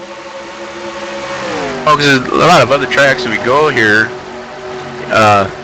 it's possible. I mean, you could do that, but this track is obviously showing that the high side is obviously the place you want to go. Most definitely. We're too wide and looking like 3rd and 4th positions going for it at each other. And that's going to be the 21 of Kelly Horner's trying to take that inside line away from the 15. Kelly was one that didn't get to qualify. He was late for the driver's meeting. Didn't even show up for practice. Didn't get a single lap ran until after the driver's meeting, just before the race. So it's good to see him moving up towards the front.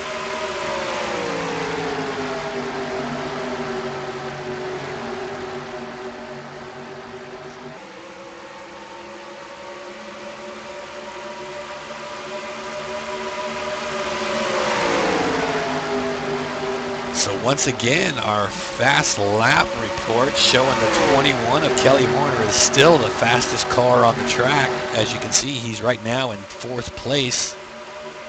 Sitting the 2nd fastest is going to be your race leader right now, Joey DeMand, followed by the 3rd fastest car is the 0 of Matt Hatfield.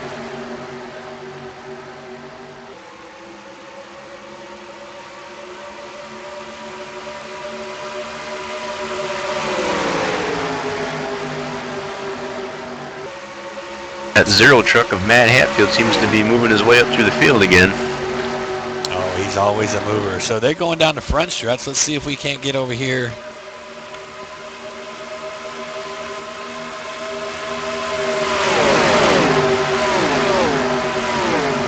I love this camera. Sitting right in the corner of turn 1. That's our Crank It Up camera for our viewers out there. We try to get them every time we can when they're going through their front stretch and just diving into that corner. Every one of them trucks just goes flying by that camera. It's so nice.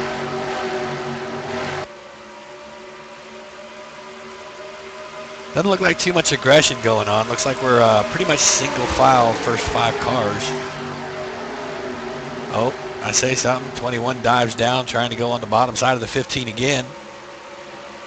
Once again, the 15 just overpowers him coming off the corner. I think that's going to happen an awful lot tonight, J-Rock. It's, you know, it's funny because it's like in your mind, it's a psychological thing, I guess, because it's like theoretically and in your mind, you should be able to make a pass down low. But this track, the way it's running right now, that's not the way you're gonna get it done. Oh, we got smoke. Did we miss something there?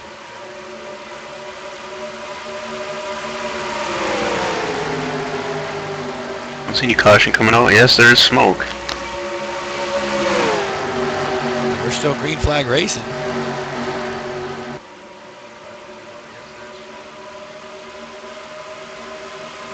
I'm gonna see who that might have been.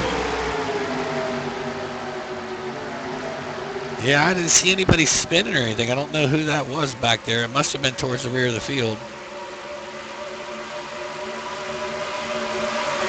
We're looking at the top 5 drivers, and we can see the 3 behind them as well. He has got one heck of a lead on these guys. And Matt is all over Chris in the number 12. Matt's looking to try to go down low. Doesn't have enough to get by him.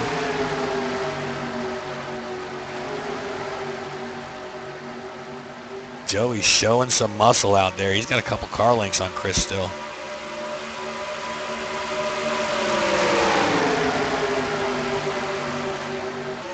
'21 Kelly Horner's going to dive down again, trying to take that 4th position over and get up there with Matt, but he just cannot get around the 15. The 15's running the predominant line there, and it's just tough on the bottom to pass here. But they have all caught up with Joey now.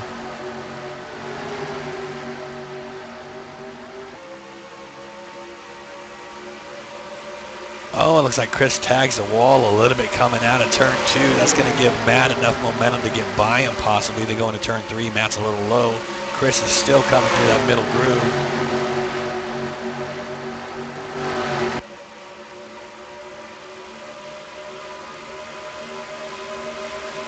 And Matt just can't make it happen. Chris is going to hold on to the 2nd spot.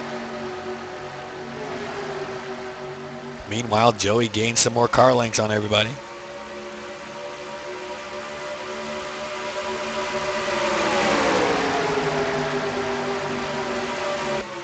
J-Rock, were you able to find anything out back there?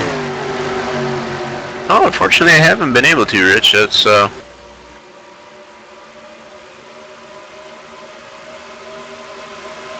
Now, the 59 might have been our issue. The 59 is now sitting 4 laps down all of a sudden.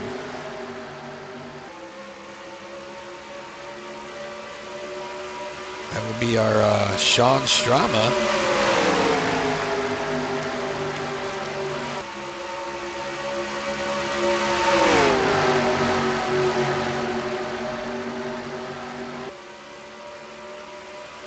Yeah, it looks like Sean Strama is going to be our next car dropping out of the race. I don't see him in the lineup now.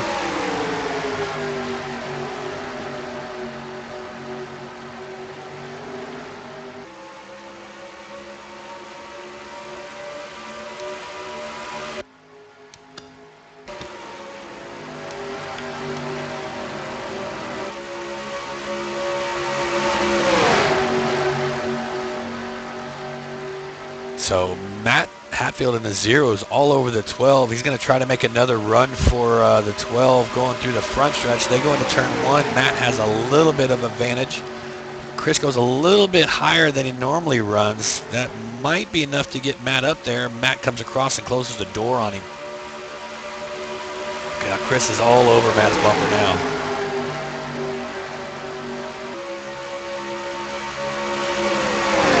yeah, it just didn't look like Chris can make that high line work like for him. I guess like other trucks. Well, I think he was up half a lane. I think he was just outside the magic line, you might say. I think it's a little lower than what he's running. But for some reason, he's still able to get a good run off of that top end. So I'm not so sure, where that top side ends. Yeah, he is. I guess now that you mentioned it, yeah, he is going a little bit higher, I guess, than the other trucks making those dominant passes.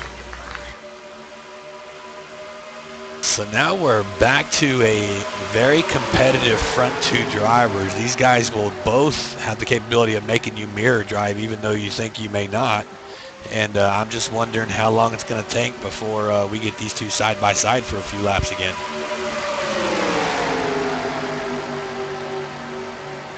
We saw how this matchup ended last time. What do you think is going to happen this time, J-Rod? Well, obviously nothing happened to that 3 truck. He got into the wall earlier. It's still a strong truck.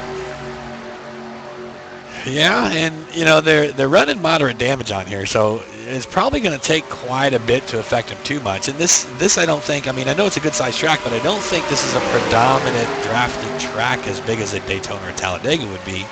So maybe slight damage doesn't hurt you too much on this track.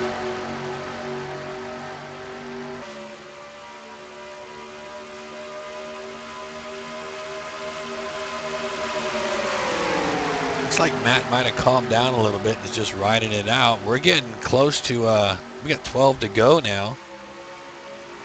Yeah, I think even though Matt, he had come in, I think he must have come in on that last cycle of pit stops and got every ounce of fuel that he could get, squeezed it in there, and I think he probably realizing that. He's like, whoa, using too much.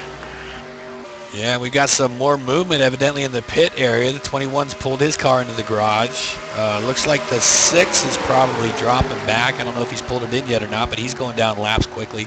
And definitely the 59's down 11 laps now, so they're all obviously having problems with their trucks.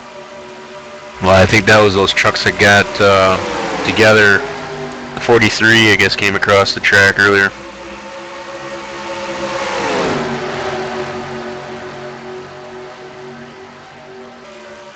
So now we got a little battle going on for third place between the 12 and the 15. That's Chris Peugeot and Sean.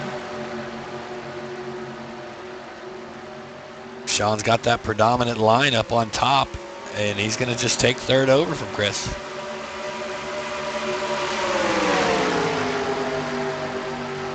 I'm just wondering if that truck has got anything left for these front two.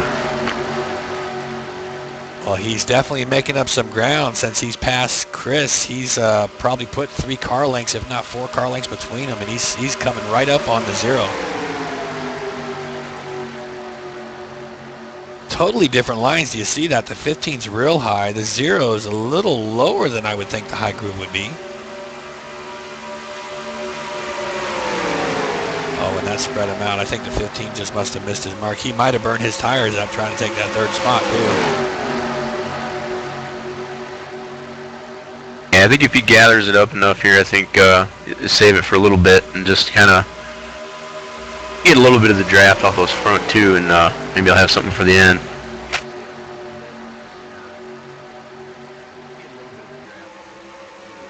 So we're getting down to the wire. You think Joey's got enough to keep it up there? I don't know. That's we're gonna find out. We know what happened a few laps ago. Most definitely.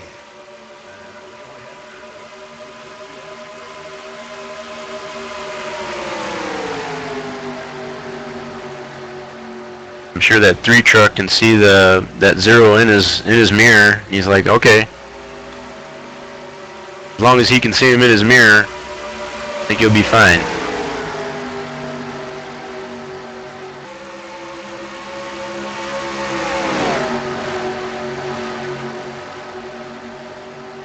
So as they come through the front stretch, let's go to jump to our camera. Here they come.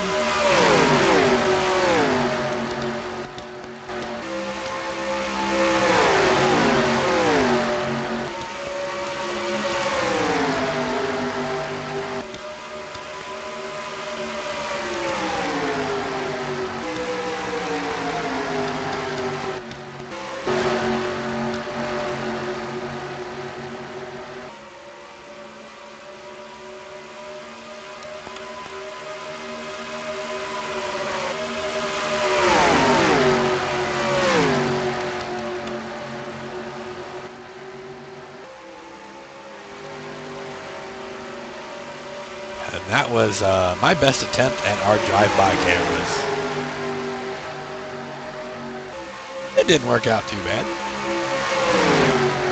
No, this he's obviously got some nice camera angles set up at this facility. The real nice one is that pit 1 camera. It sits right there on the wall in turn 1, and all of them trucks come right at it.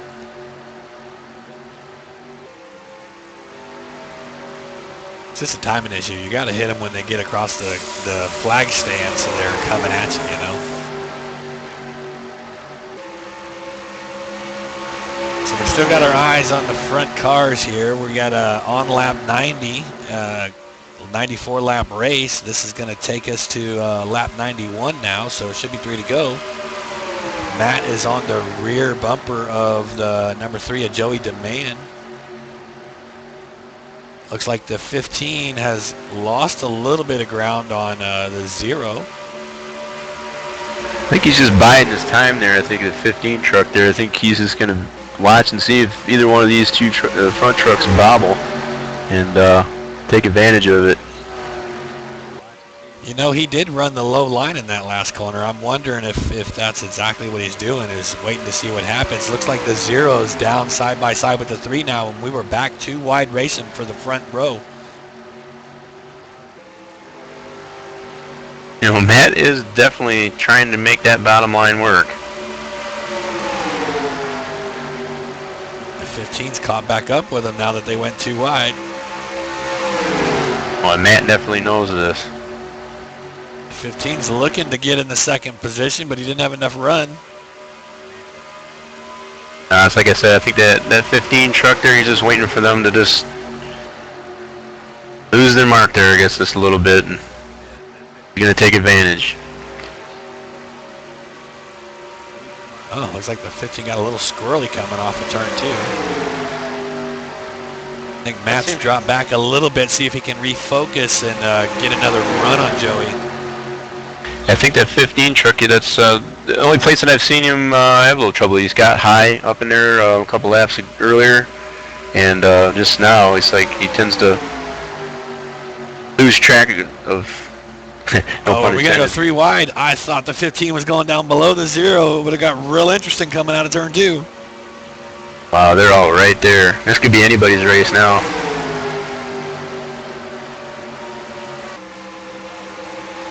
I think whoever ends up on that high side there is gonna have it. It's gonna come down to it. Here we go. It looks like the 0 of Matt Hatfield won the race at the line. Holy cow, what a finish. Who would have thought that? That has to be so close. Yeah, they're going to need to get the magnifying glass and that photo finish there. Yeah, and the 15 got around Joey as well on that finish. That we're going to have to go back and look at that photo finish. I just can't believe that. It looked like Joey was leading coming off of 4. It looks like officially they've got the 0, I guess, is the winner. Yeah, the win's going to go to Matt Hatfield for sure, according to the standings here. And, you know, according to the standings also, it looks like the 15 takes second, and Joey somehow gets dumped to 3rd place right at the front stretch. That's an interesting twist of events. I thought for sure Joey was going to have this one. So did I, Rich. I thought for whoever was going to be on that high side at the end of this was going to have it, and that's that is totally not the case here. What an amazing finish. So we've seen him do his burnout. Let's see if we can go back and check out that last finish.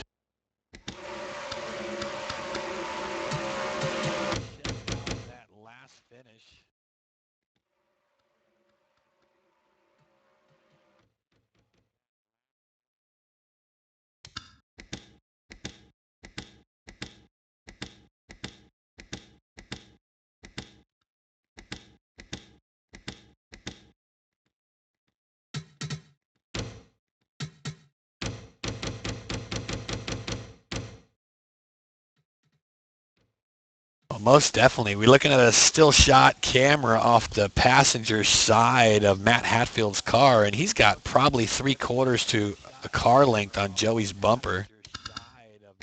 Yeah, he does. I guess he did have it. Man, from the angle we were watching it at there, that last lap, that didn't look like it, but truth be told. Up in the helicopter view, it looks like the 15 and 3 is neck and neck just before the line. Oh, and he just barely bumpers across him. Wow, what an amazing finish. Oh, yeah. Just barely got that nose in that.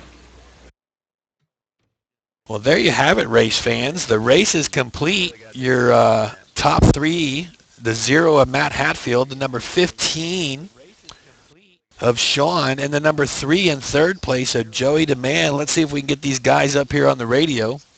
Of Sean, and the number 3 in third place of Joey DeMann. Let's see if we can get these guys up here on the radio.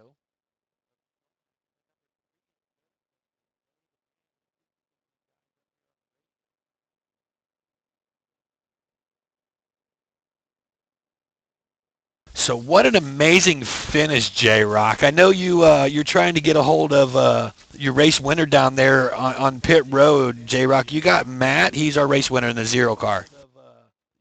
I'm trying to work my way through all this spray that's going on here. It's like this crew is just going crazy over this win.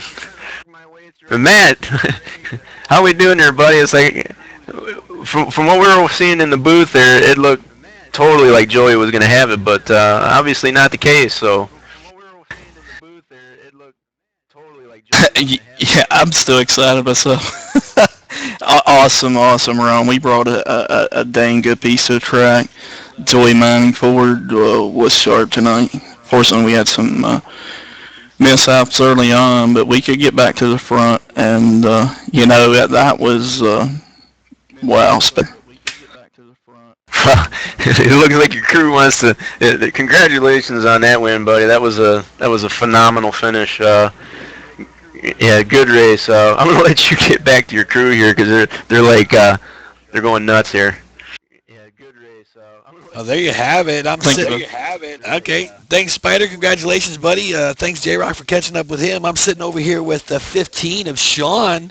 Sean, what an amazing race. Did you think coming off of turn 4 you were going to end up in second place? I was either going to end up in second, first, or on the record. Am I still sawing on the wheel here? I feel like I'm still sawing on the wheel, Rich. Oh, I can't believe that finish. Everybody up here in the booth, we were all on the edge of our seats. We thought for sure Joey had this win. And, when Matt tried to get under him several times, it didn't work. And then all of a sudden, both of you guys come off of 4, and I'm like, they're going to try to take this 3 wide. This is going to get crazy.